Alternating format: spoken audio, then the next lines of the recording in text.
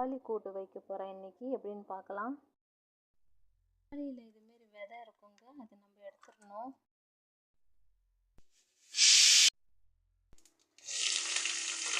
சின்ன வெங்காயம், காஞ்ச மிளகாய், கருவேப்பிலை, சீரகம், கடுகு, உளுத்தம்பருப்பு சேர்த்து எல்லாம் வதக்குவோம். நான் இதில் வெள்ளை பூண்டும் போட்டிருக்கேங்க, அதில் போடுவோம். நம்ம பப்பாளி மஞ்சத்தூள் உப்பு போட்டு அவிச்சிருக்கேன், ஒரு விசிலுக்கு வச்சுருக்கேன். அதுக்கப்புறம் கடலைப்பருப்பு போடுவோம். அதுக்கப்புறம் அரைச்சி வச்ச சீரகம், தேங்காய் போடுவோம். இது நல்லா கொதித்து சுண்டு வரணுங்க, அவ்வளோதான், ரெடி ஆகிடும். நல்லா டேஸ்ட்டாக இருக்குங்க. இந்த சொரக்காய் செய்கிற மாதிரியே தான் செய்யணும் இந்த பப்பாளியை. பப்பாளி கூட்டு ரெடி ஆயிடுச்சுங்க. இதேமாரி ட்ரை பண்ணி பாருங்கள், சாப்பிட்டு பாருங்கள், ரொம்ப நல்லாயிருக்கும். மீன் குழம்புக்கெல்லாம் நல்லாயிருக்கும்.